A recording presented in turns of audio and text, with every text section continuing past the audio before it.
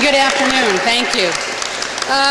On behalf of the 200,000 working men and women of the state of Connecticut who are members of the Connecticut AFL-CIO, we are proud to be a part and a partner in bringing attention to this historic event in New York City. Our members and their families understand the importance of being proactive when it comes to safety and health, job security, and retirement security.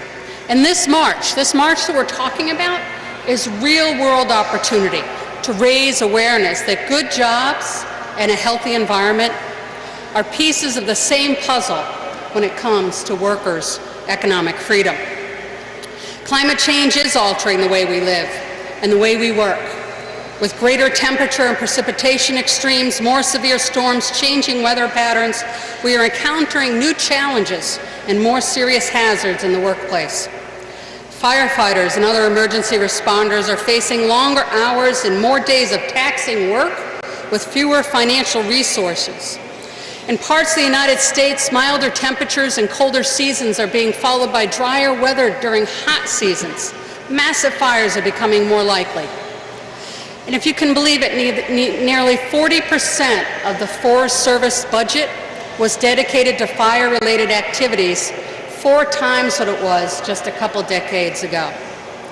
Climate change means bigger, hotter, more expensive, and more unpredictable fires.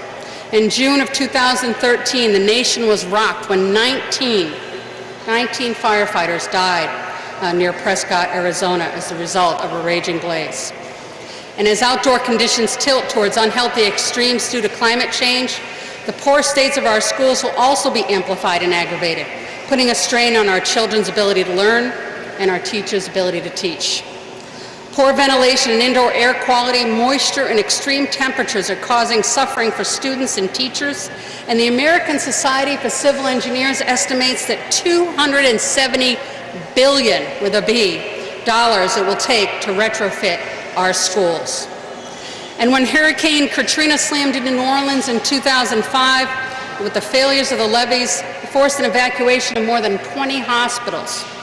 And when Hurricane Sandy hit, not too far away from here, in Lower Manhattan, 1,000 patients had to be moved because of the tidal surge. And this was done by healthcare workers who were taking these patients and these premature babies down hallways that had no lighting, with no elevators and no air conditioning. So these are just a few examples of some real life and death situations with impact workers and their families. And that's why so many individual unions have signed on as co-sponsors. The American Federation of Teachers Connecticut, the Connecticut Education Association, Connecticut State Council of SEIU, the Connecticut State Council of Machinists, the Connecticut State Employees Association, SEIU Local 2001, the Connecticut Association for Retired Americans, AFSCME Council 4, Communication Workers of America Local 1298, Unite Here Connecticut, the United Auto Workers Region 9A, the United Electrical Workers Local 243, and 32BJ SEIU. These unions and many more understand that those opposed to clean energy and a healthy environment are the same bad actors opposed to workers' economic security. These anti-environment, anti-worker factions will tell you, ironically, that it's those of us standing here today who are opposed to one another. This is a false bravado, and it's their usual divide and conquer.